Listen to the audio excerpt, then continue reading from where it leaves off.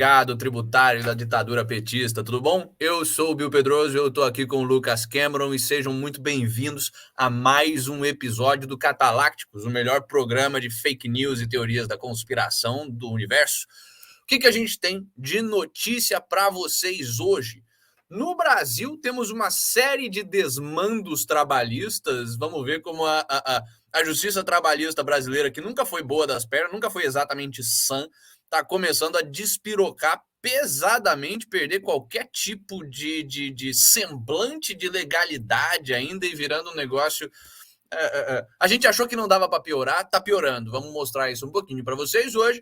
Temos a CPMI do 8 de janeiro, do Arthur Lira, dando 48 horas para o obeso comunista enviar vídeos do Ministério da Justiça para investigação. A gente vem cobrindo aqui no programa o fato de que o Flávio Dino não quer dar as imagens do prédio do Ministério da Justiça para investigação da CPMI. Por que será, né? Por que será que eles estão escondendo todas as imagens e tudo que é evidência de qualquer coisa que aconteceu nesse processo, nesses supostos atos terroristas da extrema-direita perpetrados curiosamente por um bando de gente ex-filiada de partido de esquerda, né?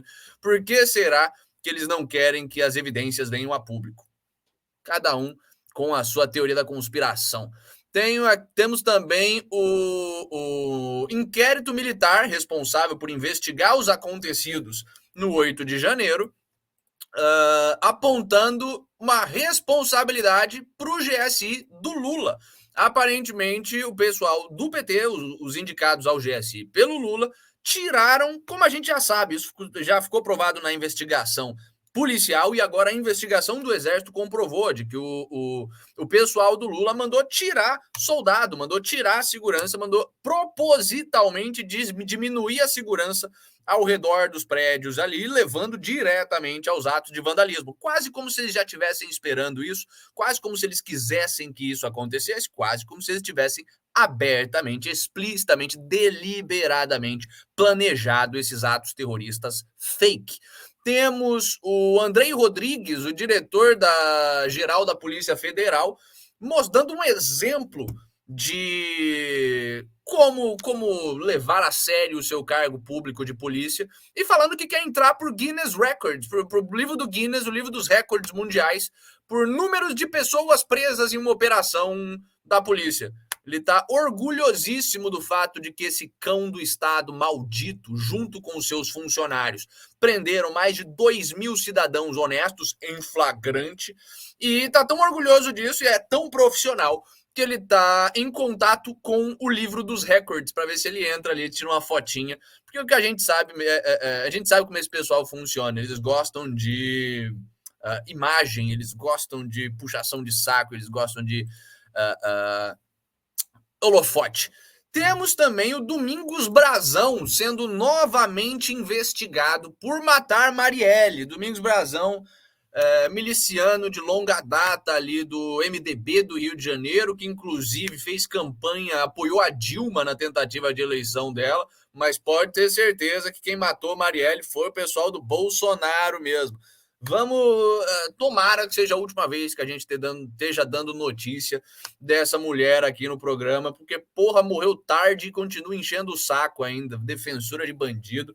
O nego fica ali, ai, porque matou o herói, heroína, só porque ela era lésbica. Foda-se, defensor de bandido tem que ir mais cedo do que tarde. Saindo do Brasil, vamos falar um pouquinho de um assunto que a gente vem até negligenciando aqui no programa, a grande farsa da mídia ocidental sobre o que está acontecendo em Israel.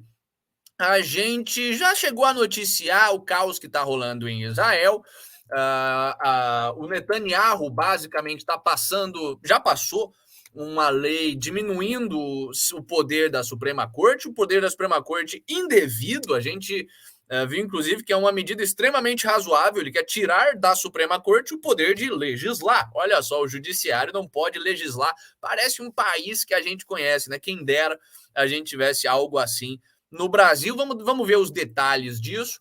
O grande problema é que a mídia aqui no Ocidente está passando um pano pesadíssimo para a Suprema Corte israelense, está pintando uma situação que não existe, uma situação na qual o país inteiro está contra o Netanyahu nesse absurdo que ele está dando um golpe de Estado ali na Suprema Corte, a população está se revoltando, não cobre o fato de que tem um monte de protesto a favor do Netanyahu também, de como saiu na pesquisa do Pew Research.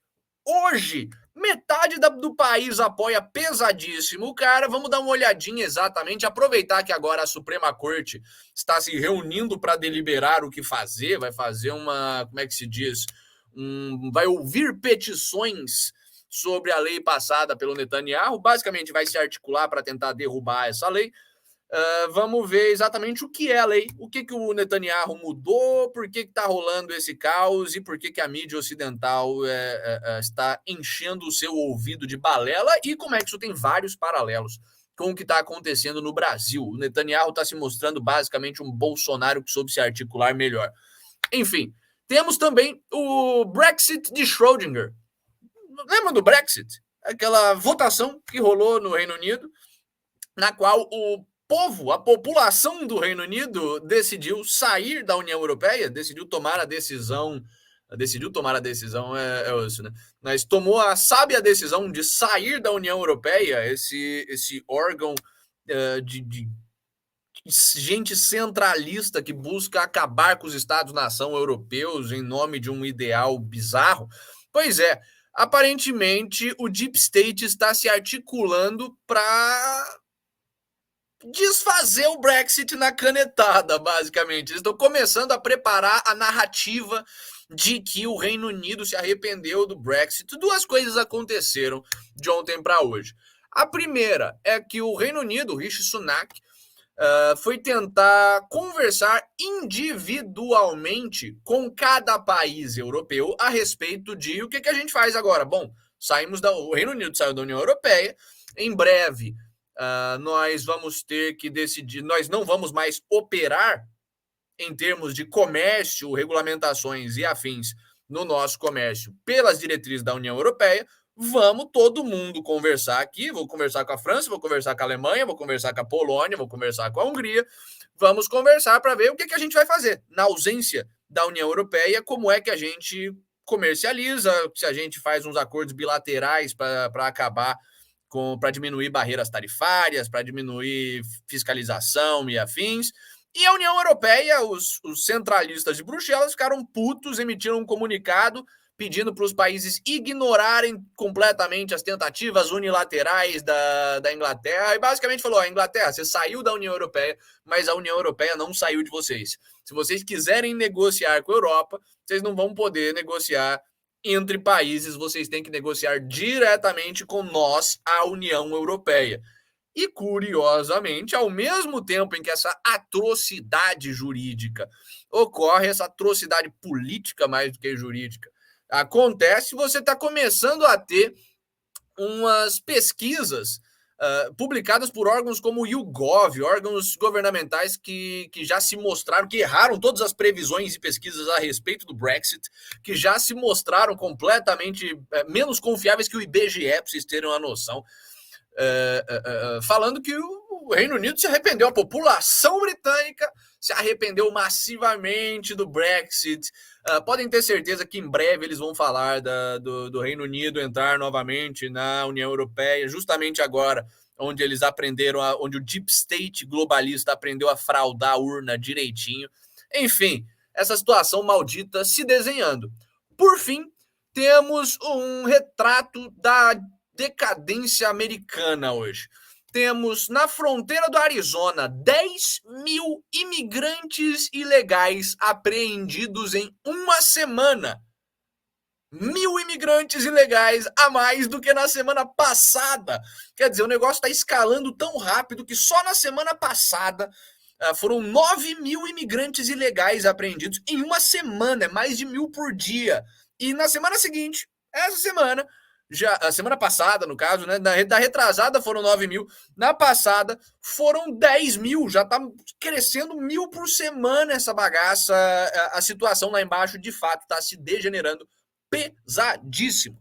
Temos também um dos jornalistas que contribuiu para desbancar o Pizzagate.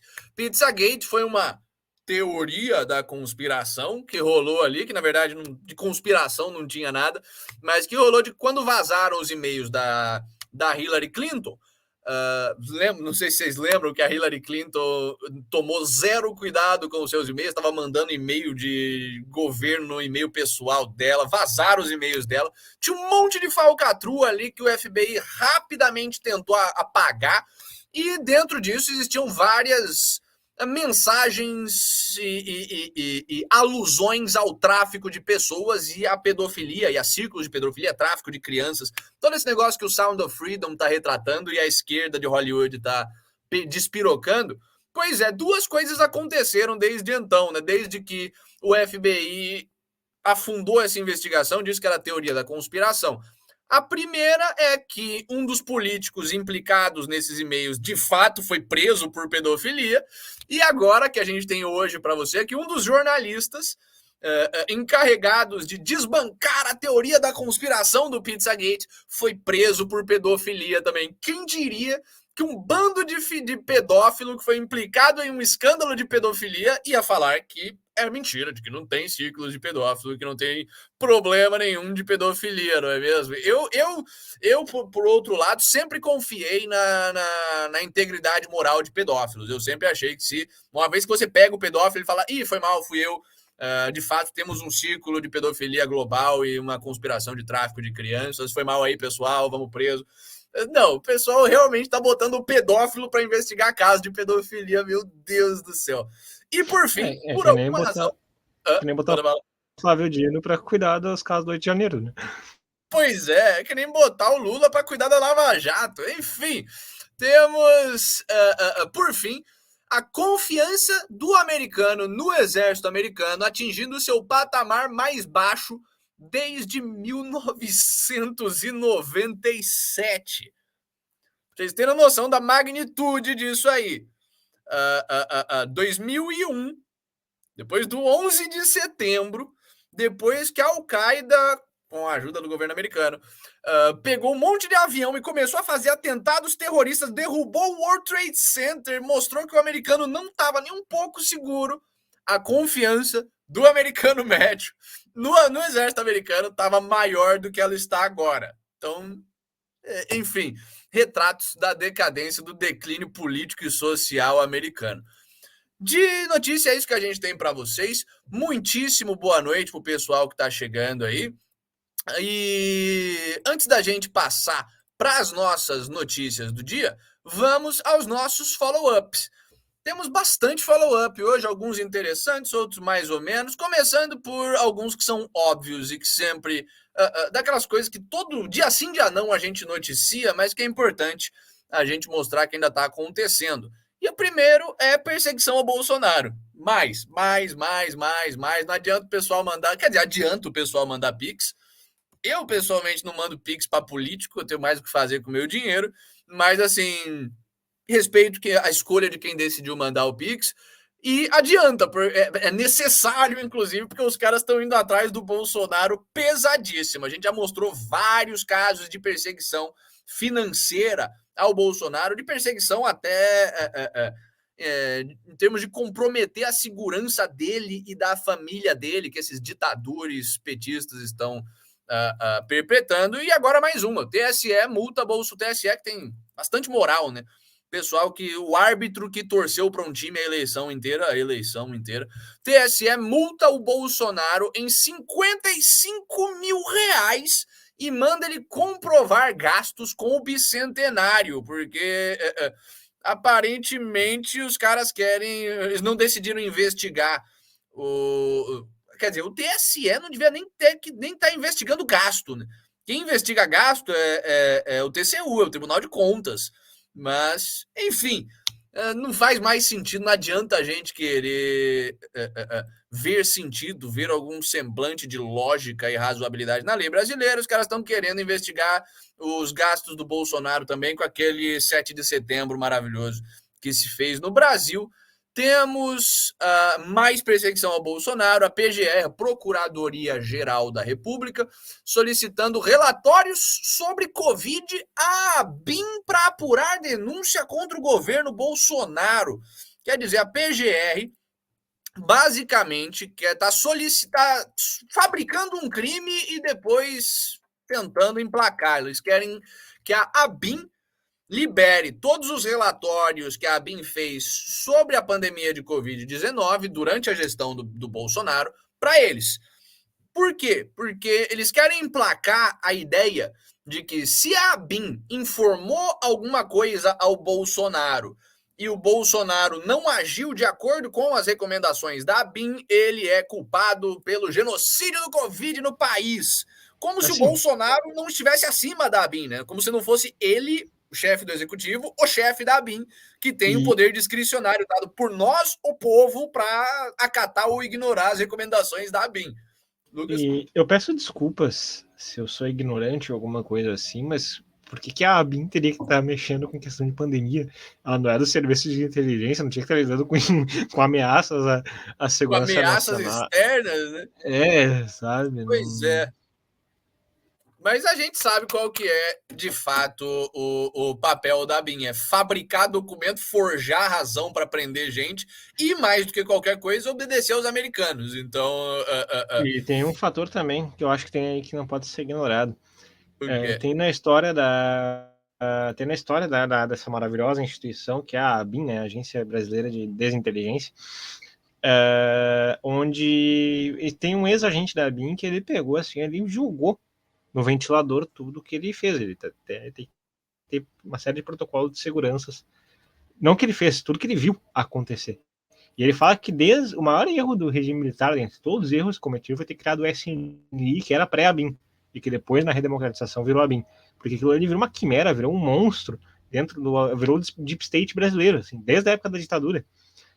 E ele menciona 2 casos. O primeiro dos casos é a Operação Mídia, em que o Lula, em conluio com esse setor mais escuso da ABIN, esse setor dentro da ABIN, mas que desenvolve atividades paralelas com o aparato da ABIN, mandou investigar todos os veículos de comunicação de oposição da época, dentre eles a Globo, isso em 2004, segundo ano de governo. Caralho.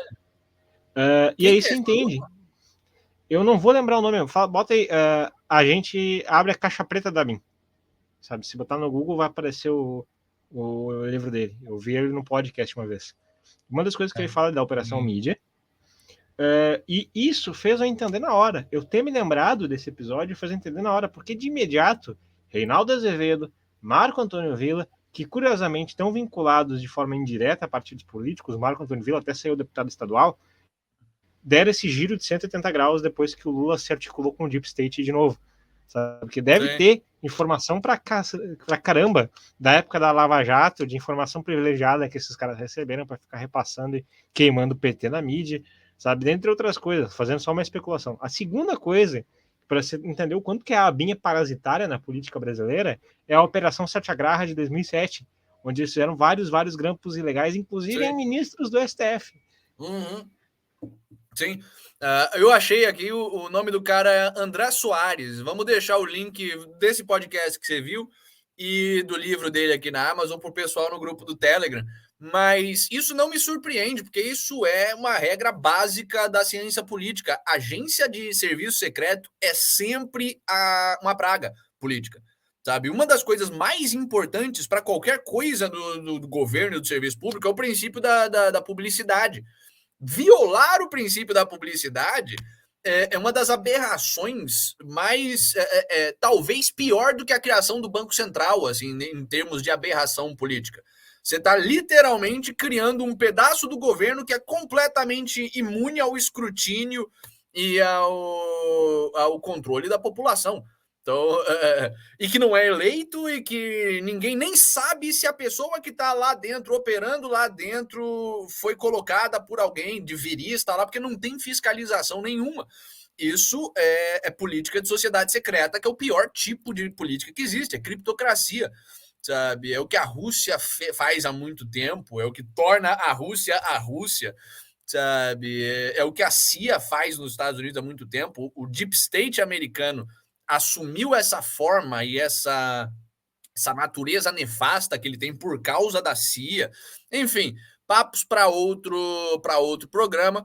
Mas ainda de follow-up, aliás, saindo do Brasil, falando em Deep State, em serviços de inteligência e afins, lembra que a gente vem mostrando aqui no programa que a Austrália está cada vez mais preocupada com a China, que a China está reestruturando o seu serviço de espionagem no mundo todo? A gente viu a Alemanha reclamando disso ontem, a gente viu a Itália começando a se dar conta do tamanho do problema, a gente já viu o Reino Unido de saco cheio com os espiões chineses e o serviço de inteligência do Reino Unido vindo a público falar, emitir um relatório sobre o problema da espionagem chinesa e afins. Pois é, agora os Estados Unidos vai estabelecer um novo centro de espionagem na Austrália para monitorar a China, basicamente, para tentar contra-atacar esse problema chinês. O que me deixa embasbacado, eu nunca entendi porque diabos esses caras ficam anunciando que eles vão abrir um centro de espionagem. Caralho, espião não é para ser secreto, inferno? Enfim, acho que também é a mesma linha daquilo que a gente mostrou na semana passada dos Estados Unidos não tendo condições de fato, a essa altura do campeonato, bater de frente com a espionagem chinesa e tomando essas medidas simbólicas, avisando que vai espionar para ver se consegue ter algum dano moral na China. Enfim, barulhos de um Estado que já não é mais o que foi, que já não assusta ninguém. Temos, ao mesmo tempo, os Estados Unidos tornando cada vez mais difícil o programa de visto para a Hungria em retaliação ao bom senso dos políticos húngaros. A gente vem mostrando aqui no programa como que a Hungria é talvez o grande bastião de sanidade da Europa. O Viktor Orbán é o cara que está batendo de frente com os desmandos da OTAN, é o cara que está batendo de frente com essa política maluca de fronteira aberta da União Europeia, com o centralismo administrativo da União Europeia na mão de França e Alemanha. Em resposta a essa atrocidade que é a defesa da soberania nacional do Orbán, os Estados Unidos estão impondo restrições de visto para as pessoas que têm passaporte húngaro, o que eu nem sabia que era legal. Até onde eu sei, se você é membro da União Europeia, você tem necessariamente as mesmas condições para ir e voltar de qualquer lugar dentro da União Europeia. Mas, de dentro da União Europeia não, mas assim, qualquer país que faça um acordo com a União Europeia estende as mesmas condições a todos os seus membros. Os Estados Unidos agora, citando ataques aos direitos LGBT e citando a má vontade e os papéis de Budapeste em atrasar o voto na acessão da Suécia para a OTAN, ou seja, citando razões de a Hungria faz coisas que a gente não gosta, o governo húngaro toma suas próprias decisões e não é capacho nosso nem da elite de Bruxelas. Vamos tornar a vida do cidadão comum mais chata agora, porque ao invés de poder passar 2 anos nos Estados Unidos podendo sair e entrar, agora eles vão poder passar só 1 ano e só pode entrar uma vez, se sair não volta mais. Parabéns aos envolvidos. O Deep State liga muito para você, o governo quer o seu bem. O que mais que a gente tem de follow-up para vocês? Falando em Suécia, né, a gente vem mostrando aqui como é que se diz? Os atos de homões. Qual é o plural de homão? Homões da porra.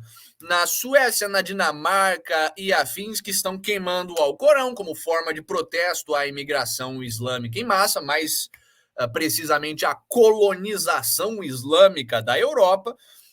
A gente já cansa de falar aqui que essas queimas de Corão são importantes, porque elas realçam o fato de que o muçulmano médio é bárbaro, completamente bárbaro, não entende princípios básicos de liberdade de expressão, acha que queimar um livro é desculpa para você matar uma pessoa. Afinal de contas, se desenhar o Maomé já é desculpa para você esfaquear alguém, que dirá queimar o livro sagrado, não é mesmo?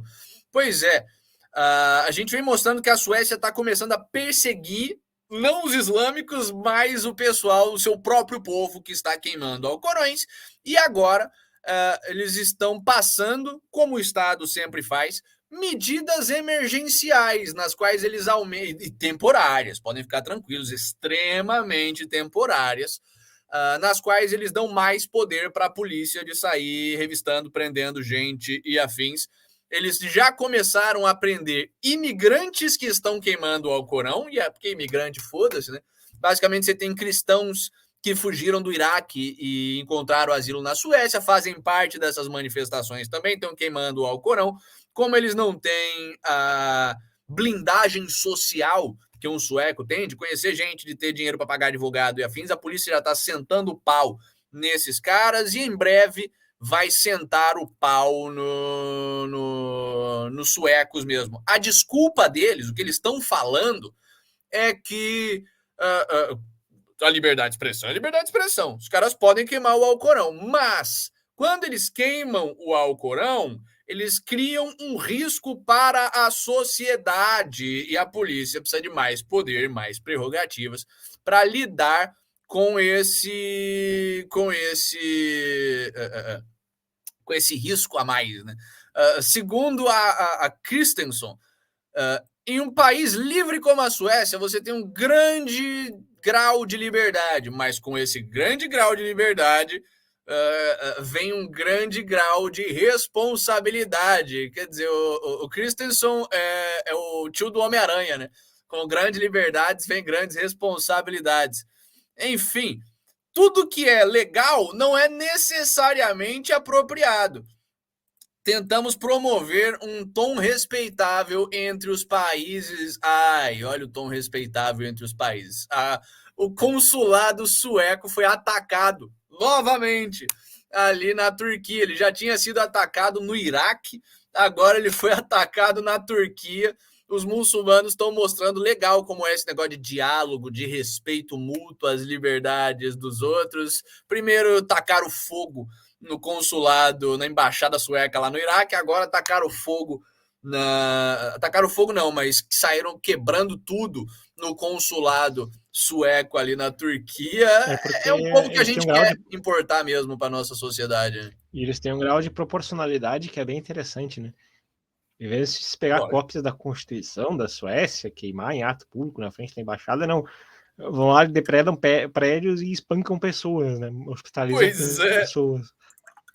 Pois é. Caralho. E assim, não se enganem, não achem que esses poderes extra da polícia sueca vai ser para pegar muçulmano. Não vai ser para pegar muçulmano, não vai ser só para pegar cristão imigrante. Eles vão se voltar, com certeza, e no futuro próximo, extremamente próximo, contra o próprio cidadão sueco. Vai ser bem feio de ver isso aí, ou talvez muito belo de ver, dependendo de como esse pessoal se articule. Eu apostaria mais no feio mesmo, porque a Escandinávia é um lugar esquecido por Deus quando o assunto é liberdade individual.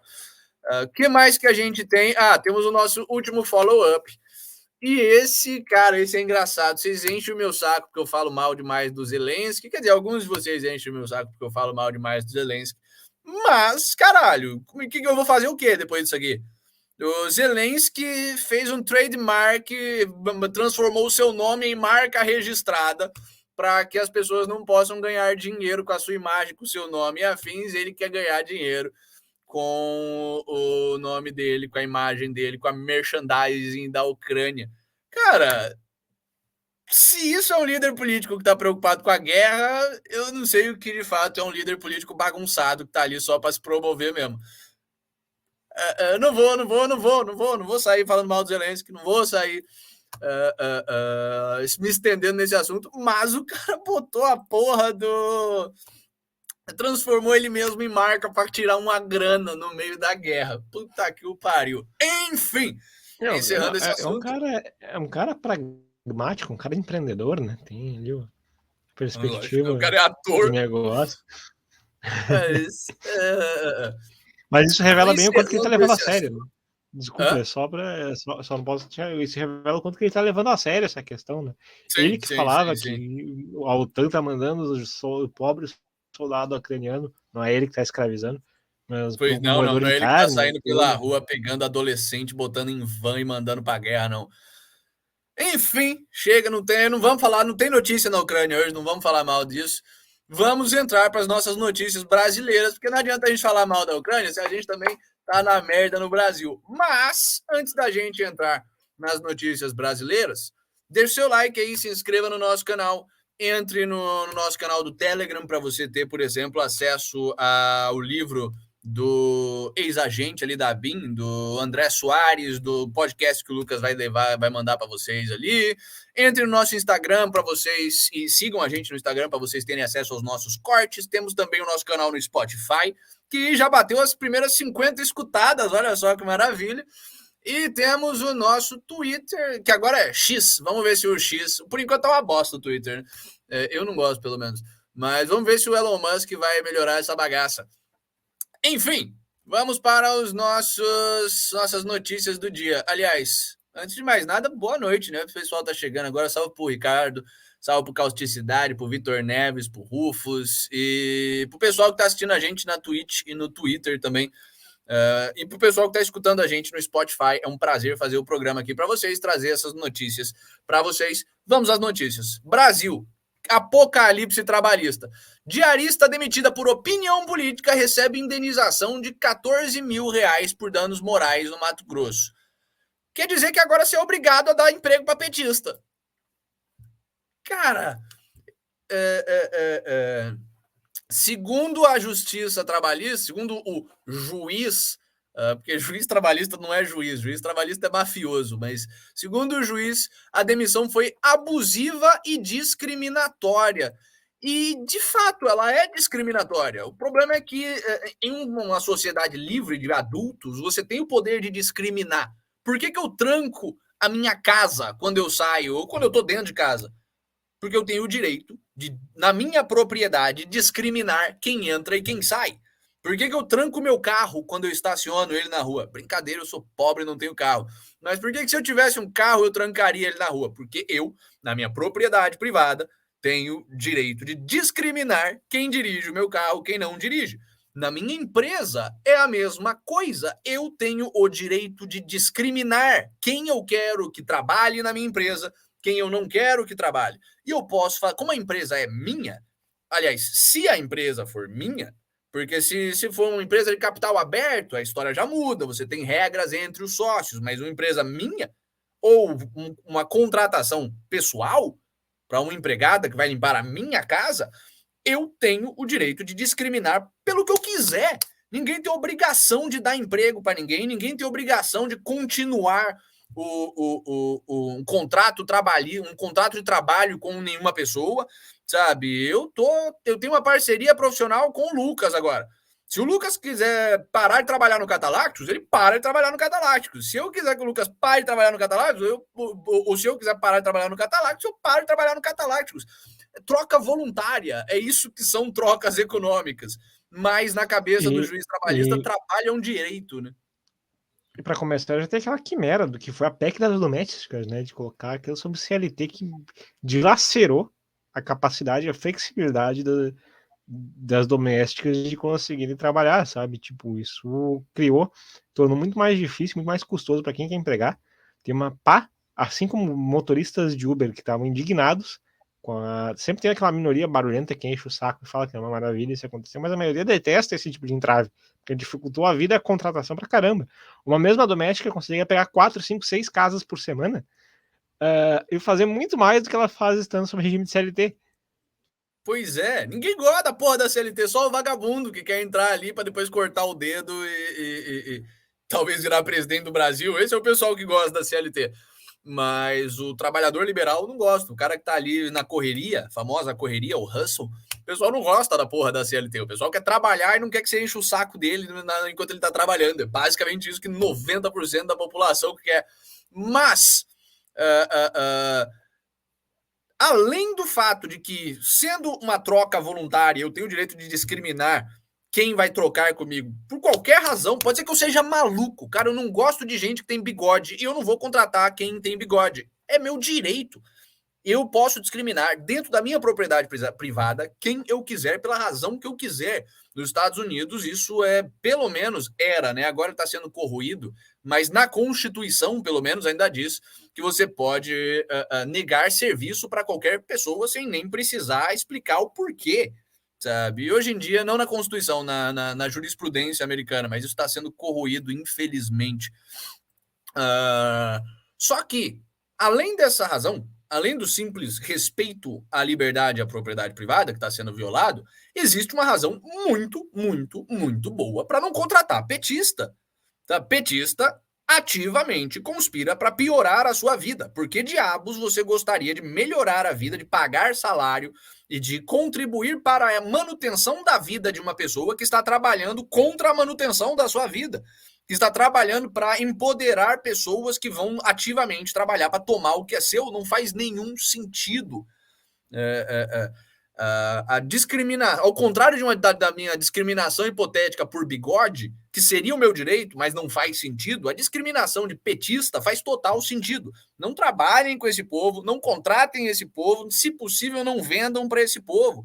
Esse povo não é produtivo. E a gente, como cidadão produtivo, como gente honesta, gente de bem, tem que trazer isso à tona, tem que trazer à tona o fato de que eles precisam da gente, a gente não precisa deles. O problema, isso é que é interessante dessa notícia, é que a pessoa honesta brasileira, o empregador brasileiro, o produtor brasileiro, ele muitas vezes não sabe se articular.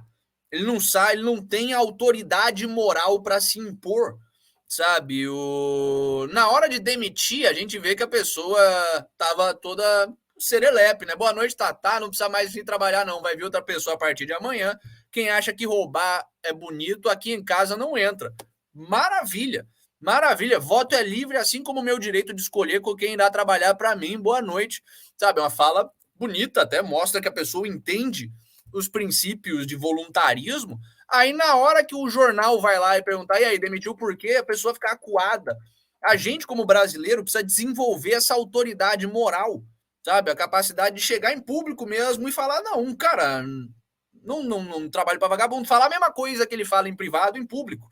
O brasileiro, em especial a classe produtiva brasileira, está tão acostumada a tomar porrada, tá tão acostumada a ser tratado como filha da puta, que eles perderam a sua autoridade moral. Isso é triste de ver e é perigoso para o nosse país. Se a classe produtiva se torna desmoralizada, ela se torna refém da classe improdutiva, porque a classe improdutiva está sempre cheia de razões, cheia de moral, cheia de, como é que se diz, de teorias do porquê a sua improdutividade é extremamente nobre, né?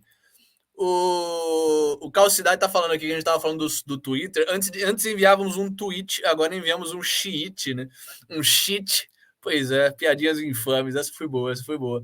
O Murilo Lova tá falando que se eu fosse ucraniano, não votaria nesse palhaço do Zelensky. Mas ninguém votou. O cara acendeu com golpe de Estado. O pessoal tinha votado no Yanukovych. E o Yanukovych, em 2014, sofreu um golpe de Estado. E nem vai precisar votar de novo no Zelensky, porque o Zelensky já declarou que não vai mais ter eleição, que eles estão em estado de emergência na Ucrânia, e que a eleição que aconteceria ano que vem não vai acontecer, porque foda-se, ditadura não tem eleição.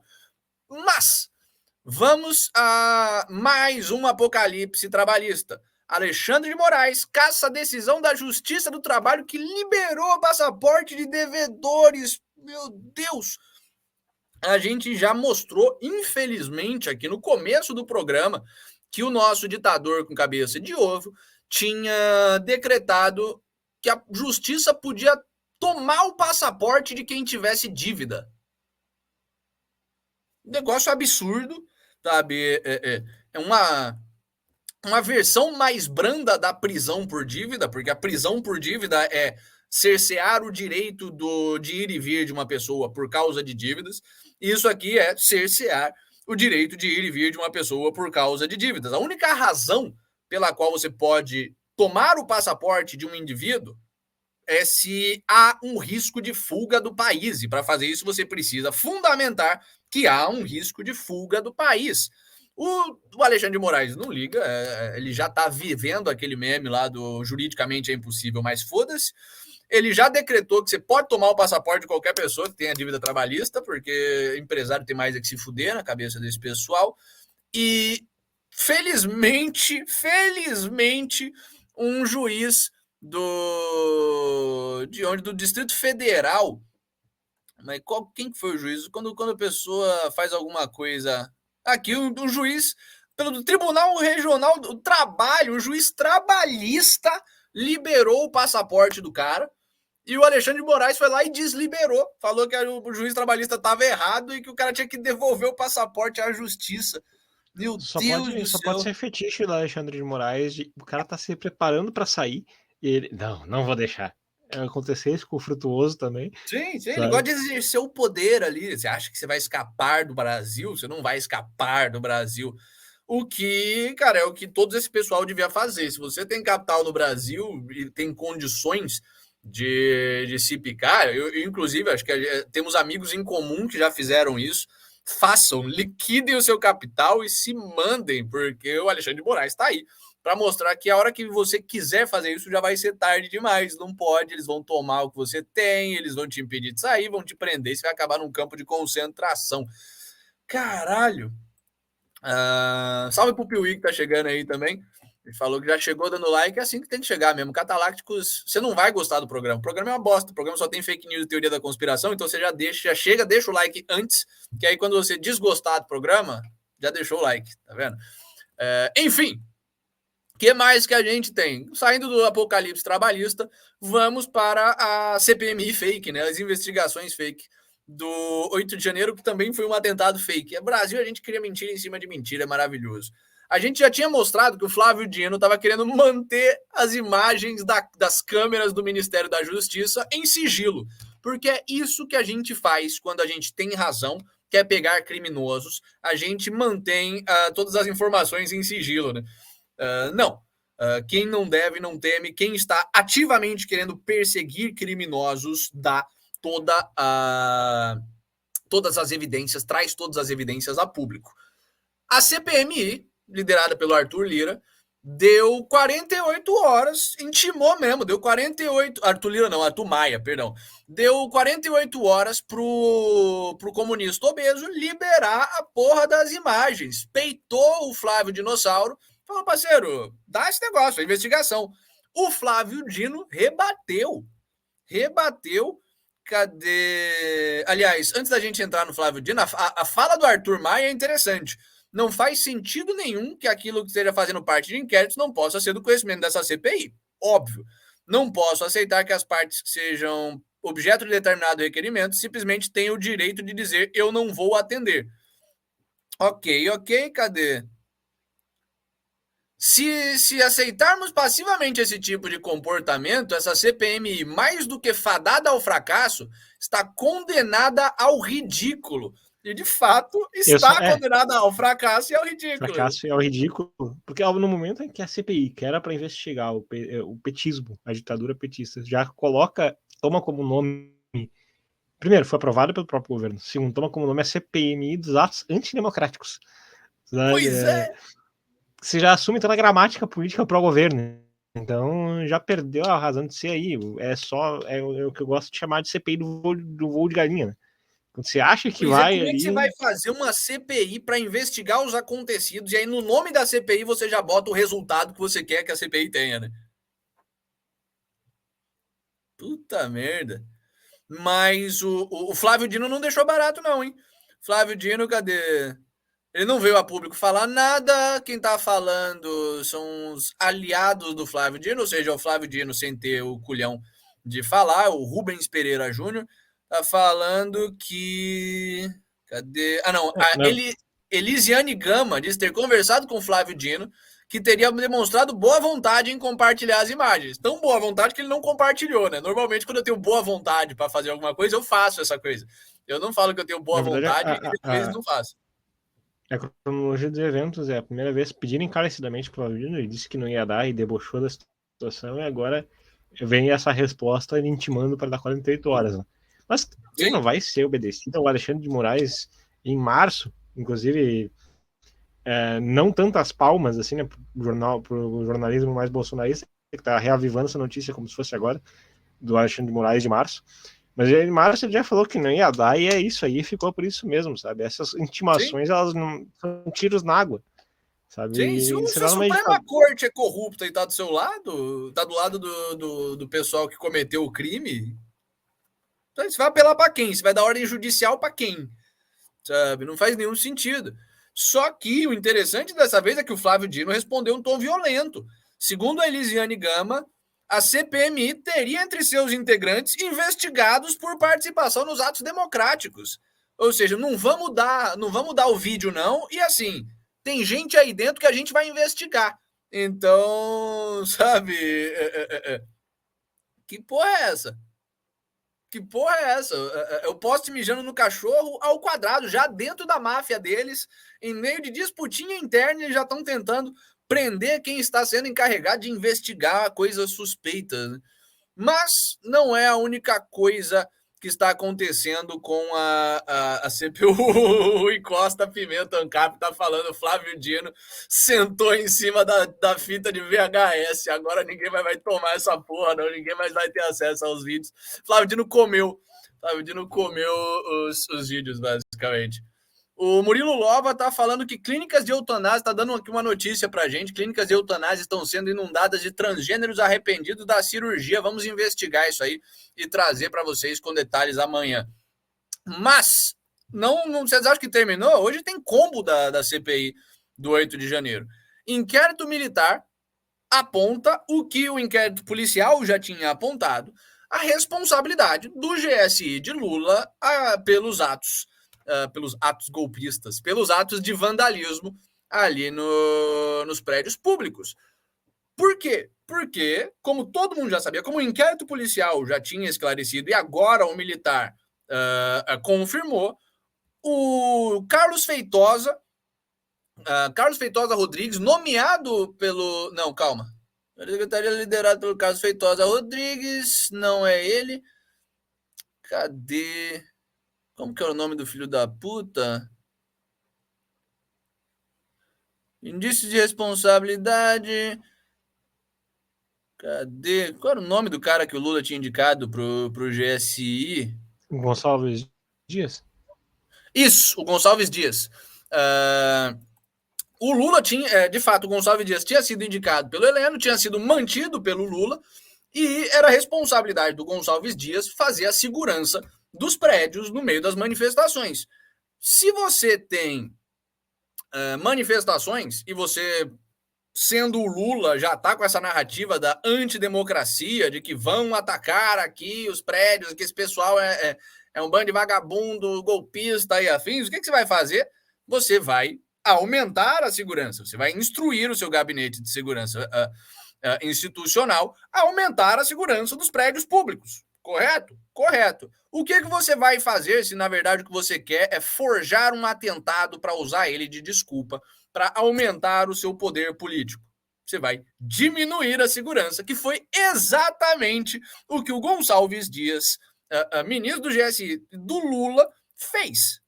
Sabe? Então, o Exército está confirmando o que a investigação policial já tinha descoberto, que as ações tomadas pelo indicado do Lula foi a ação de diminuir a segurança, que é exatamente o que você esperaria em caso de safadeza, né?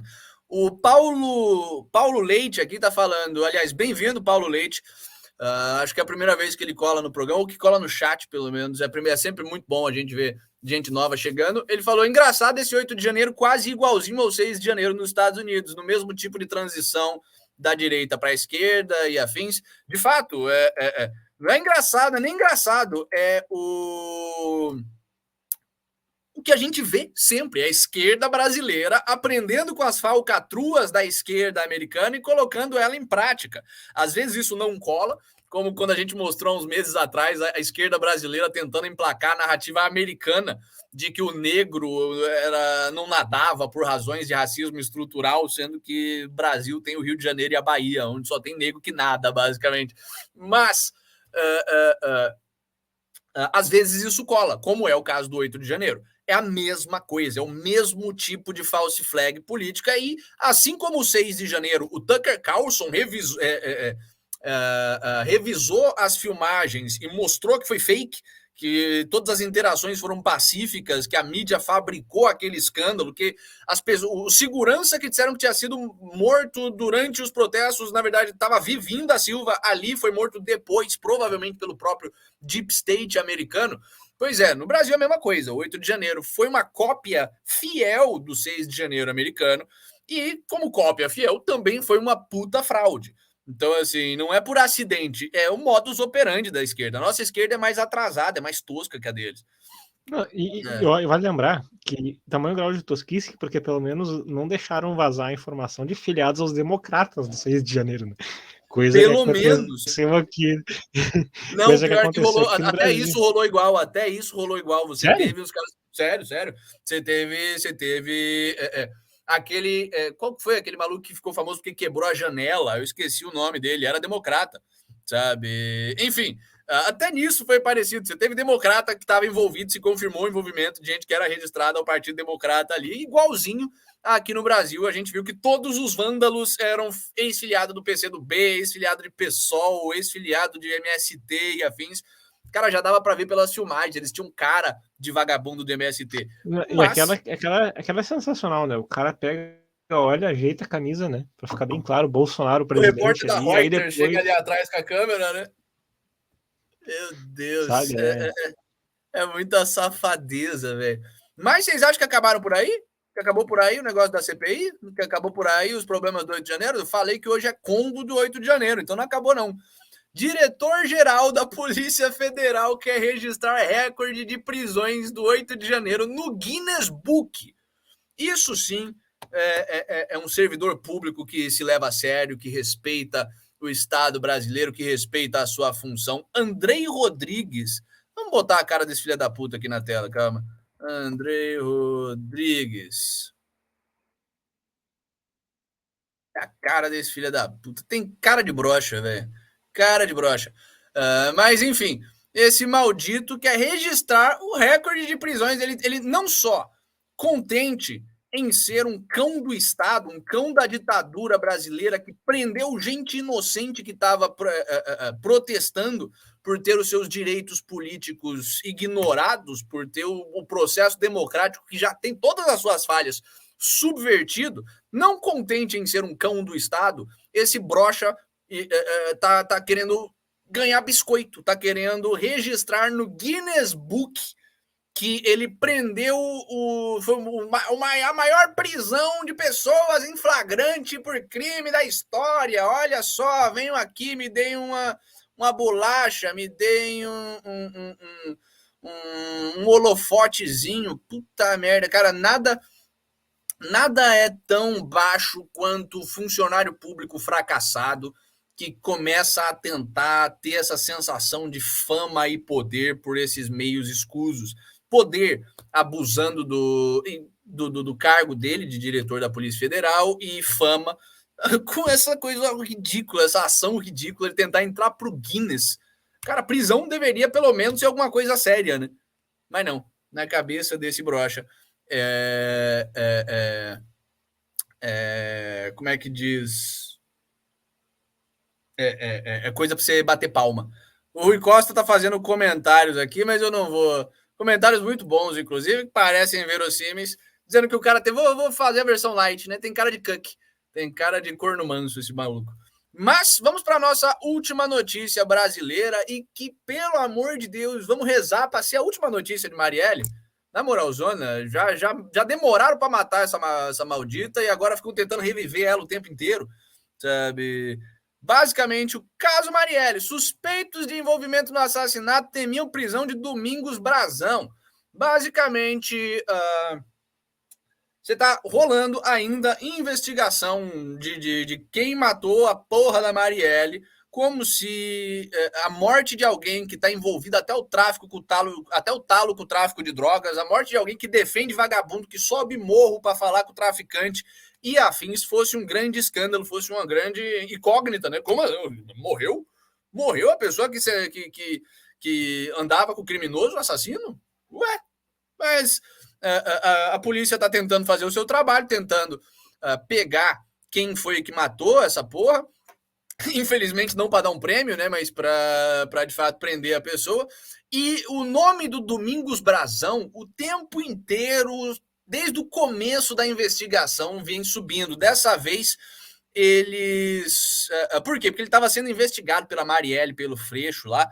Só que dessa vez, eles pegaram os caras, pegaram o tal do Jomar Duarte Bittencourt, pegaram o celular do cara e viram que tinha uma mensagem de zap falando, ó, vai ter Operação Marielle, pelo que me falaram, vão prender Brazão e Ivaldo Barbosa, sabe? Duas coisas que isso mostra. Isso mostra que, como é de se esperar da polícia carioca, a operação policial está completamente comprometida, e isso mostra que o pessoal que está sendo investigado acha que, de fato, tem alguma razão para prender o Brazão e o Ivaldo Barbosa.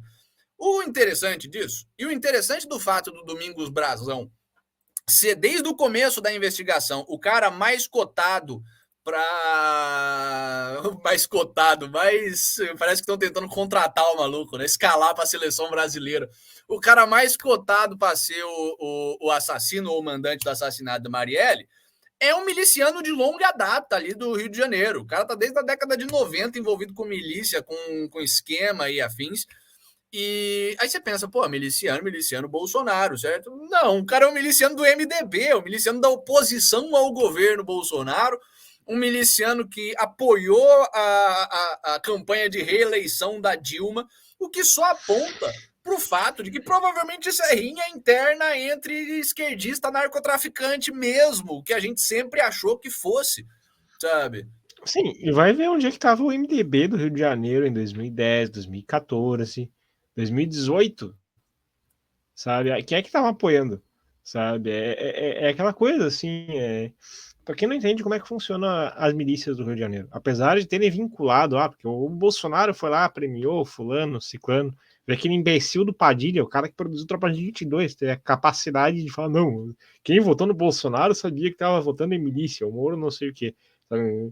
Mas é aquela questão, assim... O PSDB não tem as milícias dele, porque o MDB não tem a milícia deles, porque Sim, o PT e o PSOL não tem as milícias deles. a milícia, a melhor descrição que eu posso dar é exata do Padilha. É um sistema que não tem um corpo central, sabe? Cada milícia de esquina é administrada por um miliciano.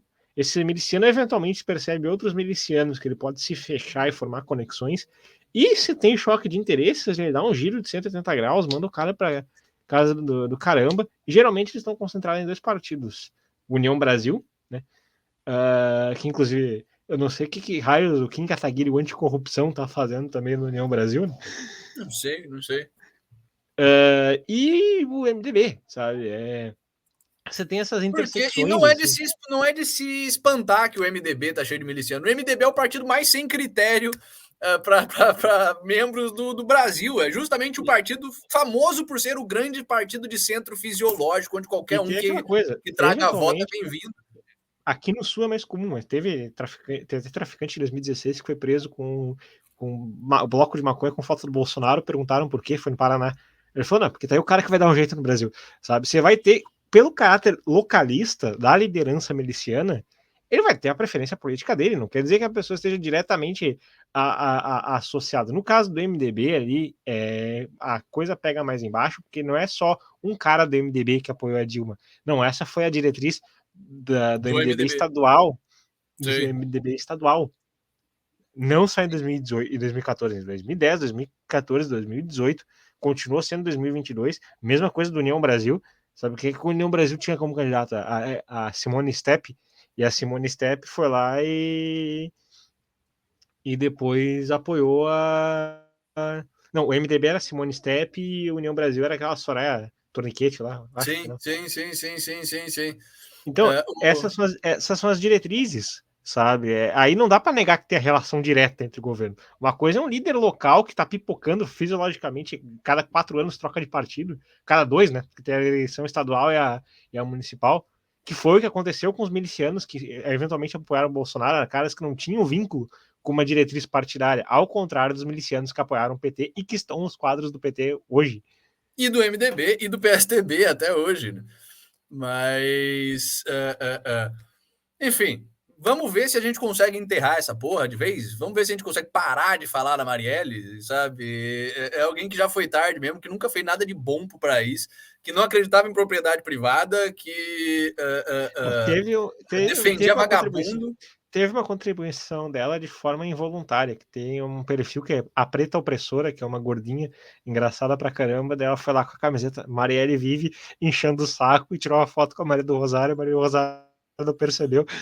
Maravilha. Só porque ele caiu no estereótipo de negra gorda, sabe? Ela achou que era uma esquerdista, automaticamente. E Pô, eu quero conhecer essa moça aí, parece alguém engraçada. O Rui Costa Ancap tá falando aqui que Marielle é mais difícil de enterrar que o Jason. Maravilhoso. E o Murilo Lova mandando que, olha, o logo do Catalácticos forma a sigla CLT, de fato forma mesmo, olha só, fomos descobertos. Na verdade, nós somos um partido trabalhista, nós somos parte do Partido Trabalhista aqui, Partido dos Trabalhadores, a gente é a favor da CLT, porque a gente é o somos grandes fãs de Benito Mussolini e Getúlio Vargas, então fomos descobertos, é isso aí, acabou o programa, falou, pessoal. Enfim, brincadeiras à parte, vamos às nossas notícias internacionais. Vamos ver o que está rolando em Israel. Mas antes da gente ver o que está rolando em Israel, deixa o seu like aí, se inscreva no nosso canal, compartilhe o nosso trabalho para outras pessoas que vocês conhecem. A gente pode gostar, a gente pode odiar o trabalho da gente. Sigam a gente no Instagram, sigam a gente no X, sigam a gente no Spotify, no Telegram e afins. E vamos que vamos. O que a gente tem de Israel? A Suprema Corte israelense vai escutar petições sobre a lei que corta o seu próprio poder. Recentemente, o Netanyahu conseguiu passar a lei que ele estava tentando passar, a reforma que ele estava tentando passar, que tira um poder muito específico da Suprema Corte, que Suprema Corte nenhuma no mundo deveria ter. O poder de anular uma lei que foi passada pelo parlamento. Com base no quê? Com base que ela não fere a Constituição, que é de fato o dever da Suprema Corte? Não. Com base de que os procedimentos foram irregulares na hora de você passar a lei? Não. Com base de que a lei é irrazoável. É isso aí. Você tem um corpo de representantes eleitos, ministros, o primeiro-ministro, todos os membros do parlamento eleitos pela população. Eles vão lá, passam uma lei, e a Suprema Corte de Israel tinha o poder, e aliás, desenvolveu recentemente, ela nunca não tem o histórico de ser uma corte ativista, de coisa de 2 anos para cá, começou a virar cada vez mais uma corte que legisla, usando um mecanismo muito simples. Os caras iam lá, os caras que de fato representavam o povo, iam lá, passavam uma lei e a Suprema Corte olhava e falava, olha, essa lei não é inconstitucional, os processos foram todos respeitados, mas a gente aqui da Suprema Corte acha que essa lei não é razoável. Então ela não vai entrar em vigor. E foda-se, sabe? Os caras estavam praticando ativismo jurídico pesadíssimo. O Netanyahu finalmente se articulou para acabar com essa brincadeira, para falar, olha, não dá, vocês podem, a Suprema Corte continua com todas as suas atribuições que lhes são devidas, de julgar casos, de até interceder e anular leis que vão contra a Constituição israelense, mas vocês não podem pegar uma lei que foi aprovada pelo parlamento e anular porque vocês não acham razoáveis, vocês não são legisladores, vocês são só juízes, algo que a gente deveria ter feito no Brasil há muito tempo, algo que os Estados Unidos deveria ter feito com a sua Suprema Corte há muito tempo, porque é gente que não foi eleita, então não tem... A democracia já é questionável, agora você quer utilizar em um regime democrático gente que nem foi eleita para mandar, não faz nenhum sentido. Pois bem, agora a Suprema Corte vai escutar petições de pessoas de figuras políticas que não são a favor da lei. Basicamente, a Suprema Corte não pode simplesmente rejeitar essa lei porque ela não é razoável, porque isso fere a lei agora. O que ela vai fazer? De forma completamente artificial, aliados políticos da esquerda israelense, aliados da Suprema Corte da esquerda israelense, vão chegar lá e vão fazer petições, vão pedir para que a Suprema Corte delibere a respeito da legalidade ou não dessa lei, e a Suprema Corte vai, com certeza absoluta, tentar, como é que se diz, vai tentar derrubar essa lei, porque ninguém, ditador nenhum, gosta de perder o seu poder, né? Mas por que isso é relevante? Isso é relevante porque isso pode muito resultar em uma guerra civil em Israel, sabe? Isso é o maior estresse institucional que Israel sofre desde o começo de Israel. Você vai literalmente ter o parlamento, o poder legislativo e executivo falando uma coisa, falando que a lei é X, e você vai ter a Suprema Corte falando que a lei é Y. E aí? Quem é que resolve essa porra? O exército. O que já está acontecendo no exército de Israel? Insubordinação. Você já está tendo um monte de gente se recusando a servir no exército, gente que está com contratos com o exército israelense, se recusando a terminar esses contratos, fazendo greve, enquanto que outras pessoas que estão no exército continuam lá. Isso está, de fato, dividindo pesadamente o país. Por que isso é relevante para a gente no Brasil, além de ser relevante indiretamente, porque Israel é um país relevante no mundo, porque isso demonstra como a nossa mídia é completamente comprada. Os caras não estão noticiando absolutamente porra nenhuma a respeito do que está acontecendo, o que está chegando para a gente no Brasil em termos de notícia. Coisas como essa aqui, no Ocidente em geral. Um golpe militar, olha o nível da passação de pano que a mídia tá fazendo. Isso aqui é mídia israelense, mas temos também mídia americana, mídia... não temos nada da brasileira aqui, mas trouxemos a mídia americana. Um golpe militar está em curso em Israel e ele é completamente justificado.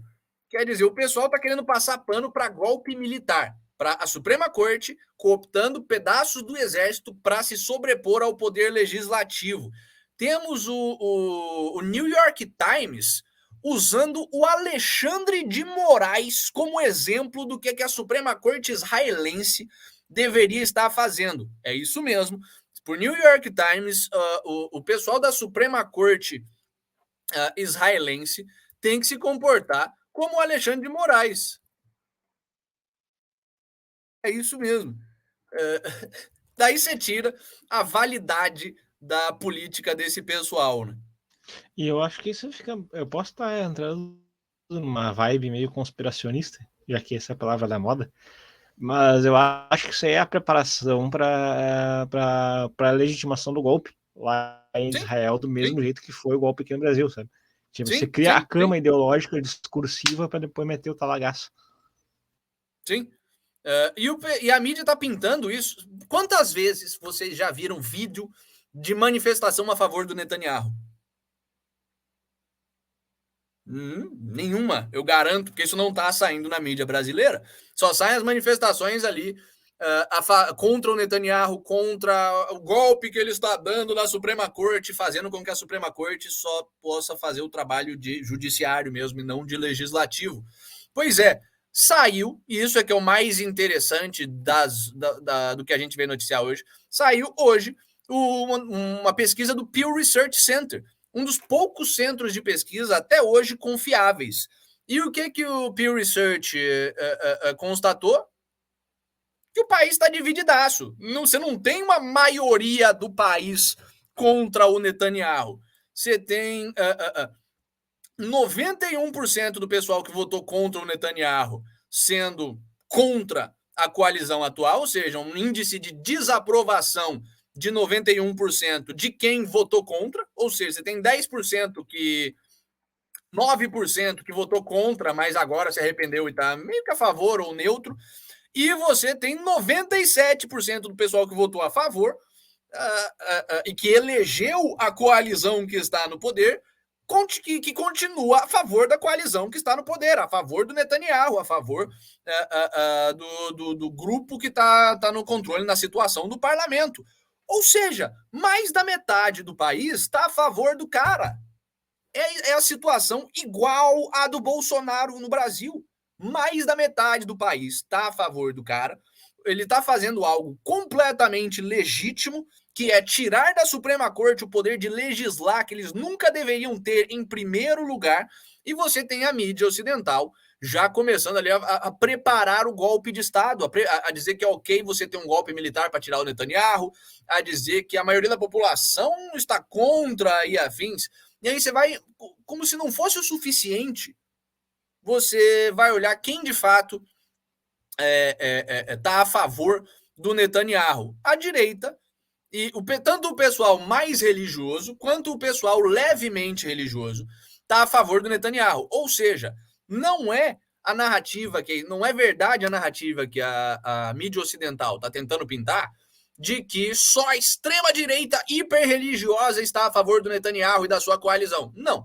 A direita hiperreligiosa, como é que se chama? Os Haredi, eles estão, de fato, a favor do Netanyahu e da sua coligação. Só que os Dati também estão, que são menos religiosos. Os Mazorti estão, que são muito pouco religiosos, estão majoritariamente 72% a favor do Netanyahu. 22% dos ateus estão a favor do Netanyahu.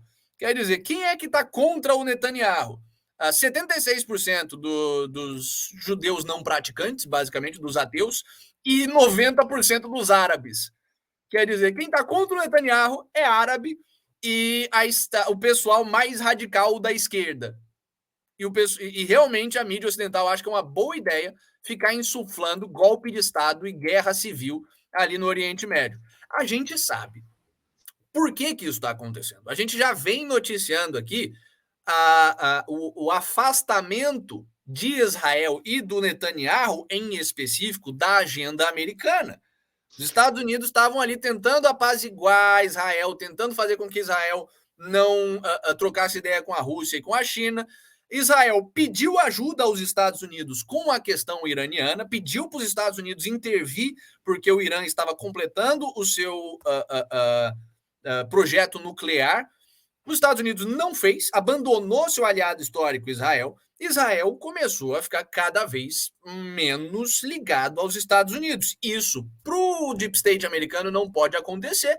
Então, o que eles vão fazer lá é tentar uma troca de regime mesmo.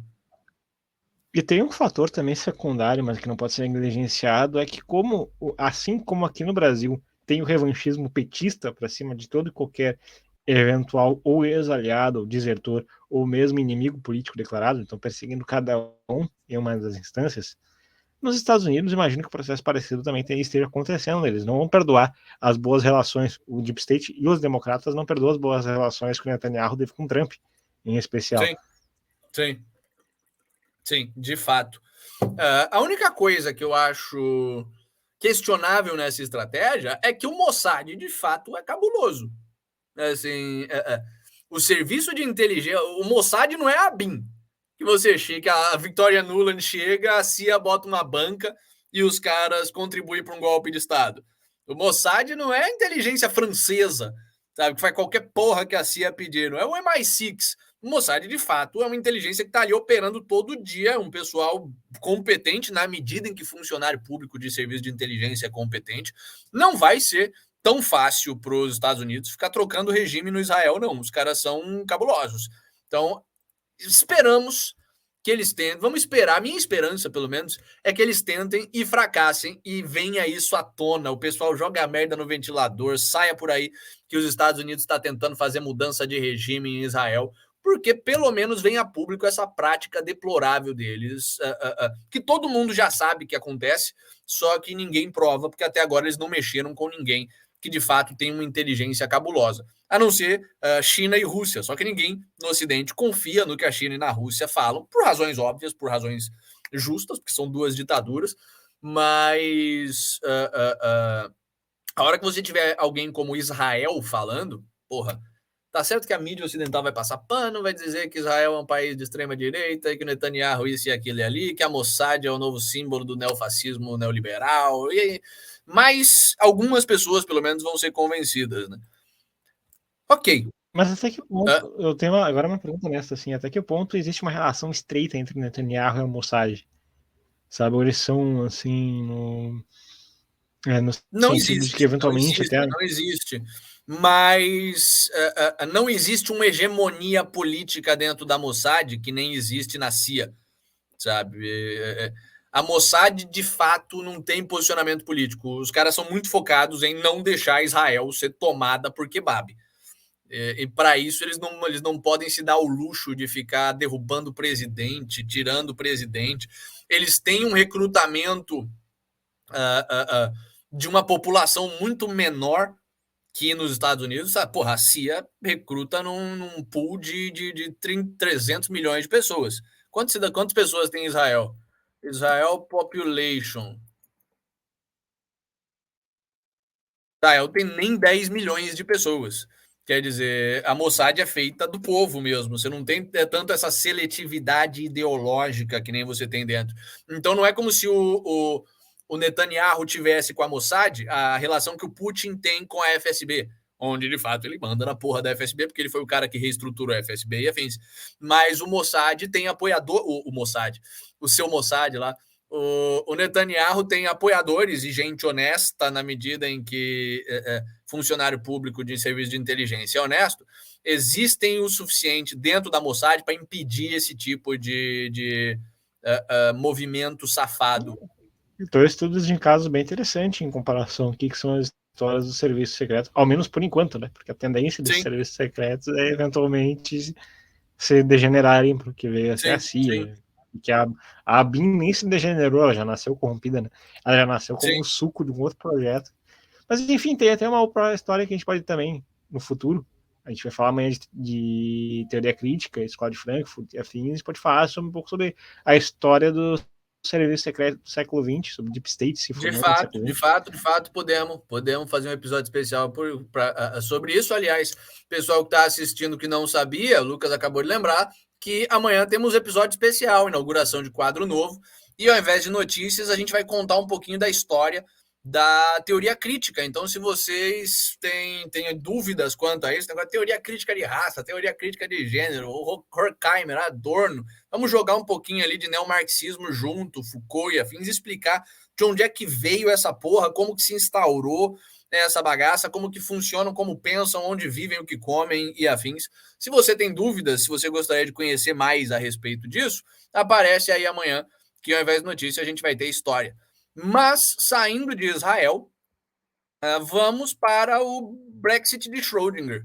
Temos a nossa primeira notícia. Bruxelas diz aos estados da União Europeia. Olha a matéria da The Independent.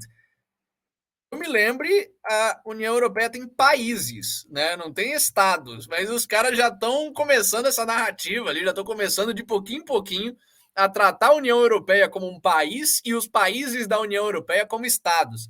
Mas Bruxelas diz aos países da União Europeia: ignorem o Reino Unido nas falas de trocas pós-Brexit.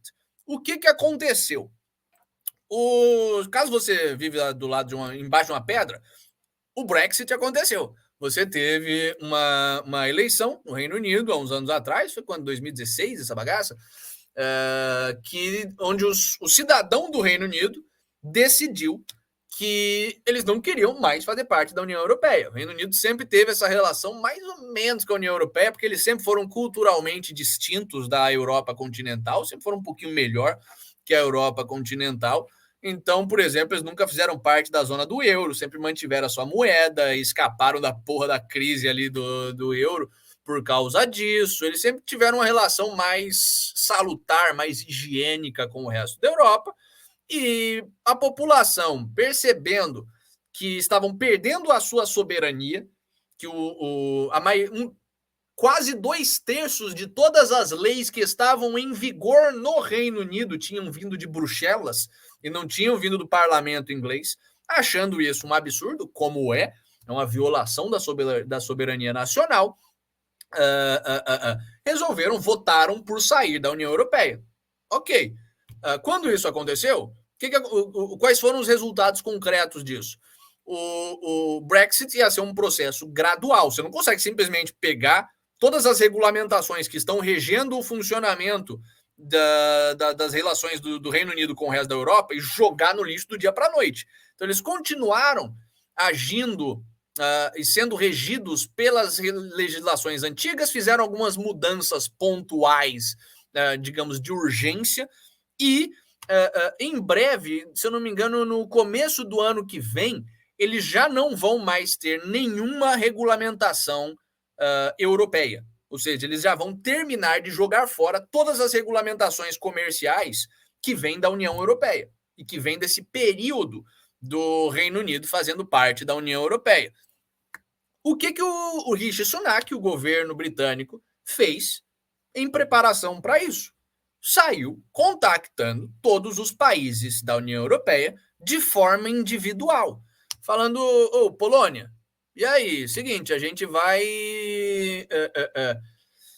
acabar com esse negócio da União Europeia, vai voltar a ter um monte de fiscalização extra de produto, taxação extra de produto, porque a gente não faz parte mais da União Europeia. Cara, isso é ruim para a gente, isso é ruim para você, né, Polônia? Vamos conversar aí, o que vocês querem fazer a respeito disso? E aí mandou essa mesma cartinha para todo mundo individualmente. Ô, Hungria, e aí, o que vocês querem fazer? Ô, França, qual que vai ser? A União Europeia, os burocratas de Bruxelas ficaram indignados a respeito disso, falando como ousa esse país soberano e conversar de um para um com outros países soberanos a respeito de tratados bilaterais de troca e regulamentação de troca internacional. Não pode.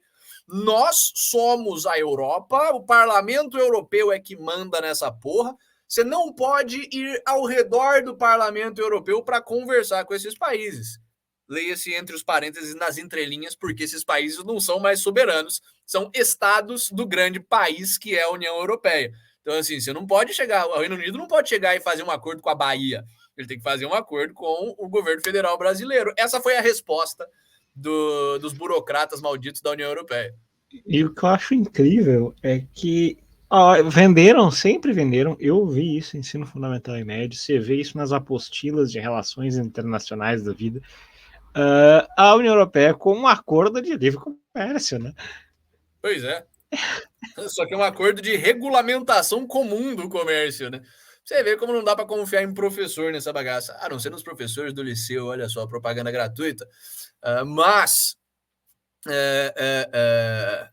de fato, os caras ficaram pistola. Ficaram pistola e não é que eles ficaram pistola e ficaram xingando para os céus. Eles instruíram todos os membros da União Europeia, o Parlamento Europeu, o pessoal de Bruxelas, instruiu todos os países a não conversar com o Reino Unido. E eu, pessoalmente, estou só esperando a Hungria desobedecer isso aí, porque eu tô sentindo que o Orbán vai ligar o foda-se para a União Europeia e vai conversar de igual para igual, de um para um ali com o Reino Unido, que é o que deveria ser feito, sabe? A União Europeia é uma aberração política. Porém, talvez o Brexit não dure muito. Por quê? Porque já está começando a sair coisas como essa. Segundo instituições extremamente confiáveis como o YouGov e como o Delta Poll, as duas das quais noticiaram que o Brexit não ia passar, não ia ser aprovado pela população com uma margem de se eu não me engano, mais de 60%. Eles falaram que mais de 60% da população, o YouGov com certeza mais de 60% da população ia rejeitar o Brexit e a querer ficar na União Europeia. Esses mesmos institutos super confiáveis de pesquisa estão noticiando agora que nunca a população britânica se arrependeu tanto de ter saído da União Europeia e que a maioria dos britânicos agora querem voltar à União Europeia.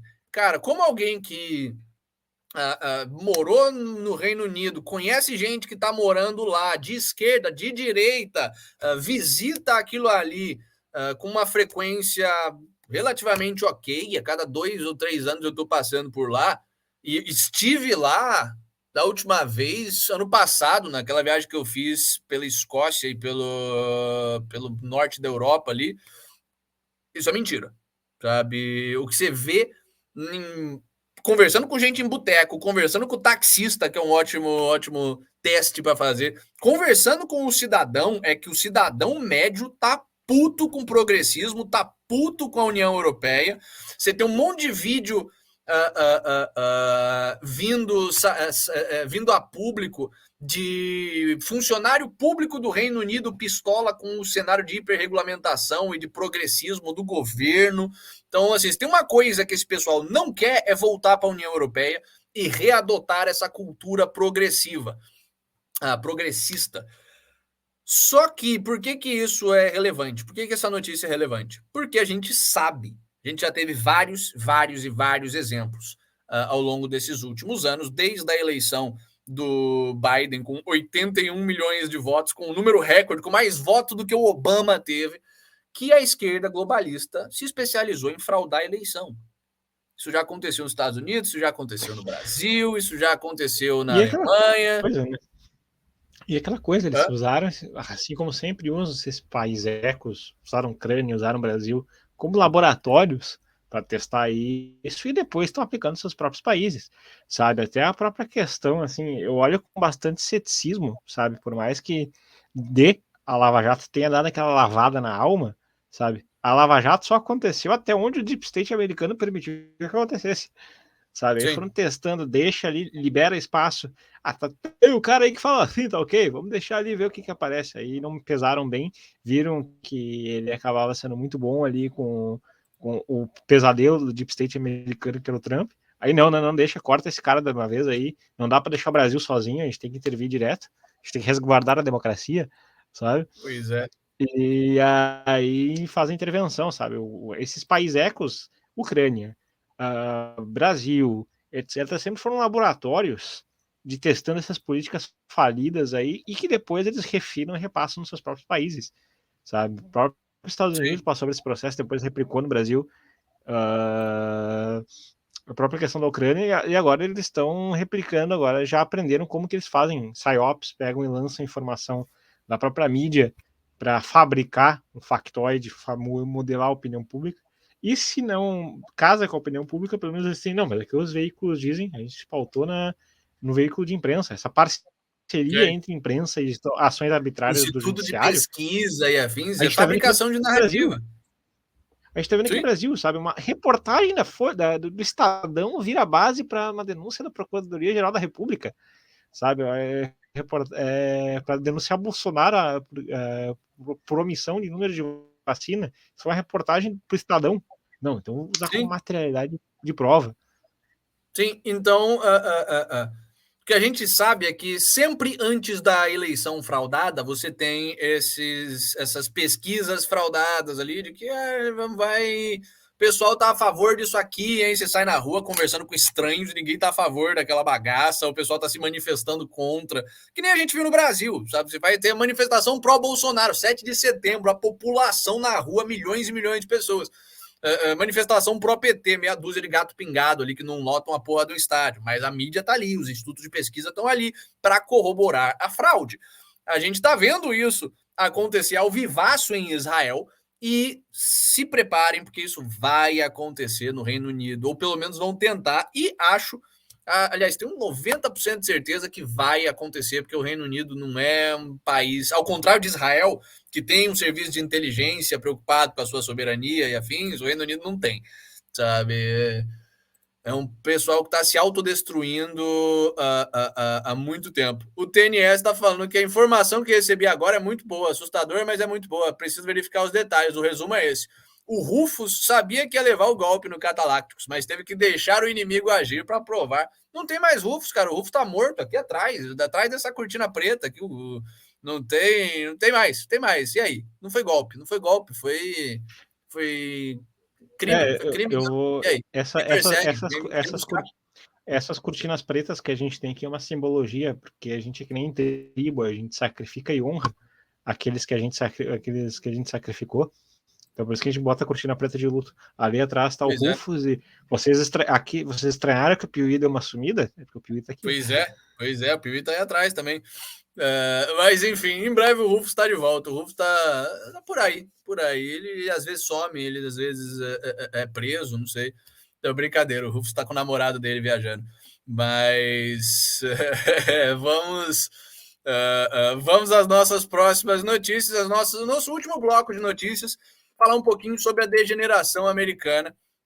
Mas antes da gente falar sobre a degeneração americana, deixa o like aí, se inscreve no canal, compartilha o nosso trabalho para mais gente, para a gente conseguir expandir o nosso alcance. A gente possivelmente já está tomando mais um Shadowban ali no Instagram, ainda vamos confirmar isso aí, mas vocês sabem como é difícil falar a verdade e tentar promover conteúdo honesto e libertário, principalmente hoje em dia. Faça dessa forcinha pra gente aí. Além do que, siga as nossas redes sociais, tudo aqui embaixo, você sabe o que fazer. Vamos às nossas últimas notícias. Primeira, 10.000 imigrantes ilegais apreendidos no setor de fronteira de Tucson. Tucson, para quem não conhece, os Beatles, é no Arizona. Referência aí no Get Back.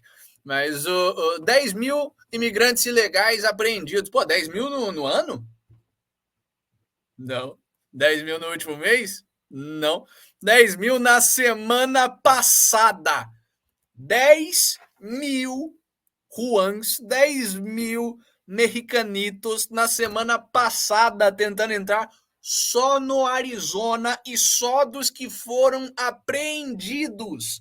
E isso já é 1.000 a mais do que na semana anterior. Ou seja, a situação que a gente já vem noticiando que está horrorosa na fronteira sul dos Estados Unidos, está piorando de forma cada vez mais rápida, a ponto de pular de 9.000 nego apreendido, que já era muito na semana retrasada, para 10.000 nego apreendido na semana passada, e provavelmente vai aumentar mais ainda essa semana, porque quanto mais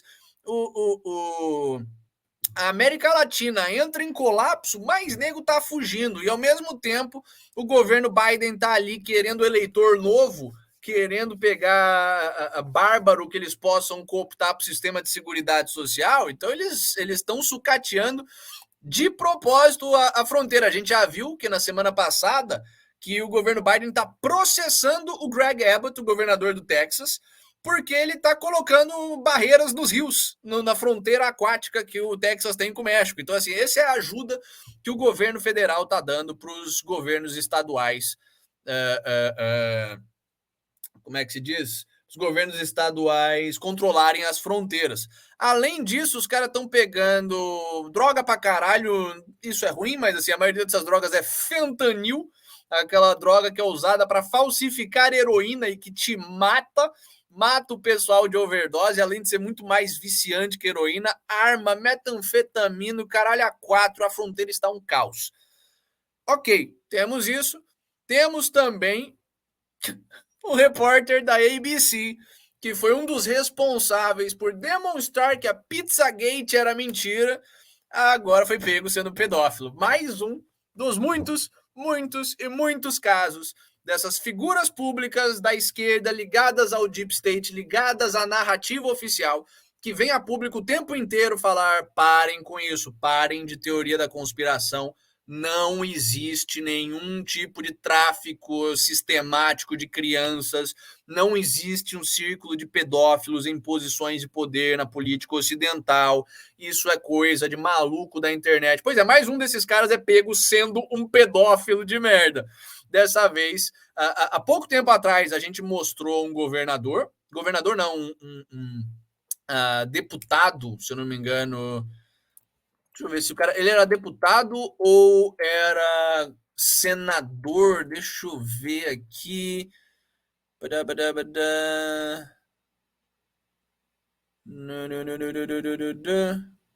God damn it.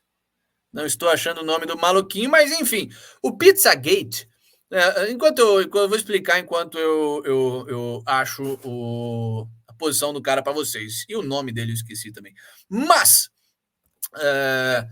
O Pizzagate, para quem não acompanhou, e de fato foi meio obscuro no Brasil, porque a nossa mídia maravilhosa não noticiou, o Pizzagate foi basicamente um dos escândalos que adviram do vazamento dos e-mails da Hillary Clinton.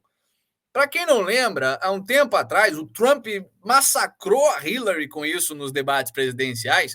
A Hillary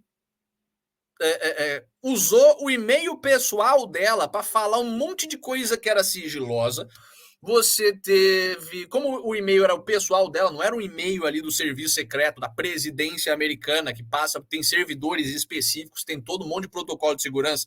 Esses e-mails foram vazados, hackearam e vazaram com um monte de informação sigilosa. Dentre esses e-mails, isso já foi um escândalo em si. Dentro desse escândalo, você teve vários outros escândalos. Você teve evidências de que os Estados Unidos estavam espionando gente que eles diziam não espionar, tudo isso saiu pelo Wikileaks, e dentro desses vários escândalos, que estavam ali nos milhares de e-mails que vazaram da Hillary, estava esse escândalo do Pizzagate. O pessoal das internets começou a olhar e falar, cara, tem vários e-mails aqui que tem muita cara de se referir a tráfico de crianças. Existiam umas palavras assim, de quando é que você vai buscar encomenda. Eram e-mails mandados para gente que já era suspeita de tráfico de criança e de pedofilia e afins. Então, um negócio estranho. O que a mídia fez? Isso claramente é teoria da conspiração. Aliás, por que foi chamado de Pizzagate? Porque dentro desses e-mails, eles faziam um monte de referência a um lugar, uma pizzazinha ali em Washington, D.C., basicamente. Era em Washington, D.C., Comet Ping Pong era em Washington, D.C., numa pizzaria ali na capital dos Estados Unidos, onde supostamente o pessoal se encontrava para matar criança, estuprar criança, fazer todo tipo de atrocidade. Pois bem, dentro dessa teoria da conspiração, eles implicavam um deputado ou senador, eu não lembro agora, democrata, que a gente já mostrou aqui no programa, como sendo pedófilo. O cara veio a público dizer que não era. Algumas semanas atrás foi pego com a mão na massa, com um monte de pornografia infantil no computador dele. A gente mostrou aqui no Catalácticos, era óbvio. O cara tinha cara de pedófilo. E, além disso, você teve esse jornalista aqui, o não sei o que lá, Mick. Opa, como que é o nome dele? James Gordon Mick, que fez um puta trabalho para a ABC, um grande veículo de notícias americanos, focado em mostrar por que todo esse papo de Pizzagate era uma puta teoria da conspiração. Pois é, esse cara, esse repórter, agora foi pego com imagem de criança de 12 anos no computador dele, fazendo pornografia. Mas é tudo teoria da conspiração, né, pessoal? Temos deputado democrata pego com pedofilia, temos repórter da mainstream media pego com pedofilia, temos aquela foto extremamente suspeita que saiu, tá rodando na internet, ainda precisamos até investigar isso mais a fundo, do Obama com o George Clooney numa lancha e uma criança, os dois e uma criança asiática, meio com a cara de pânico, um monte de coisa, um monte dessas coisas vindo a público, mas é tudo teoria da conspiração. Podem ficar tranquilos que pedofilia não existe, né? Antes da gente passar para a nossa última notícia, o Rui Costa Pimenta está perguntando aqui: o Rufus é queer? Não. Mas muito obrigado pela pergunta, era exatamente isso que eu queria. Mas a nossa última notícia é que a confiança do público americano no exército americano está a mais baixa da história recente, desde 1997, que os Estados Unidos não está tão pouco confiante no seu exército quanto agora. Ou seja, esses acontecimentos com a China, com a Rússia e, cara, com o Deep State americano, com o fato deles terem promovido aquele transexual general à posição de poder, com o fato deles terem sucateado por completo o exército, significa que, hoje em dia, o pessoal está menos confiante no exército do que quando o Bin Laden, com a ajuda da CIA, explodiu a porra das Torres Gêmeas. E essa é a nossa última notícia do dia. Durmam com essa. Pelo menos o americano não é tão imbecil assim. Lucas? Bom, é aquela coisa, apesar de a gente saber que uma ditadura sempre conta com o apoio de uma fatia significativa da população, dá para saber que se ela fosse efetivamente um regime majoritário, ela não contaria com. Ela não precisaria ser uma ditadura. Né? Sim. O segundo fator que pesa é que, além desses eventos que você mencionou, de botar cleptomaníacos, de dizer que talvez que os homens trans e gays são os mais corajosos da América, de ter uma série de privilégios para soldados trans, etc, etc, etc, todas essas maravilhas, tem outro fator que a própria notícia destaca ali também, que é o papel que o Biden fez a retirada estratégica do Afeganistão. Notícia que eu fiquei... o Talibã. E sabe quem é que está tendo reunião, vai anunciar nos próximos dias resultados da reunião de acordo com o Talibã, de conversas diplomáticas com o Talibã? Você pensa, a Rússia? Não. Nosso amigo cheirador de crianças. Meu Deus do céu. A gente viu que o Talibã tá fazendo o trabalho deles há um tempinho ali, né? Tá enchendo o saco dos seus vizinhos que não são Do Irã. aliados com os Estados Unidos. Pois é, não foi um acidente eles terem deixado as armas pro Talibã, foi uma compra de apoio dos Talibã mesmo. Mas, por hoje, o que a gente tem de notícia é isso, pessoal. O Ricardo tá falando, olha, tudo bem o Rufo ser queer, aqui no Cataláticos todo mundo tem sororidade, meu Deus. Eu criei um monstro, eu coloquei um mecanismo para funcionar que eu não vou conseguir parar agora, isso vai ser maravilhoso. Enfim, Rufus, é o custo de você não vir apresentar o programa. Enfim, pessoal, é um prazer apresentar o programa para vocês, é um prazer trazer notícias de verdade para vocês, comentários sérios sobre o que está acontecendo no mundo. Espero que vocês gostem do programa e principalmente do programa de hoje, tanto quanto a gente gostou de trazer ele para vocês. E amanhã nos vemos, não para um programa de notícias, mas para um programa histórico, para um programa onde a gente vai falar sobre a teoria crítica, sobre a história da teoria crítica, as ideias da teoria crítica, como é que ela se tornou algo tão hegemônico. Se você tem interesse, venha assistir, venha conversar com a gente, tirar dúvidas e afins. E vamos testar, vamos ver. Se vocês curtirem esse modelo de programa, a gente continua fazendo. Vamos contar a história de outras coisas, de outros fenômenos sociais, culturais e afins que acontecem hoje em dia. Mas sempre no mesmo horário. Amanhã, das 6 às 7h30, a gente se vê. Um abraço.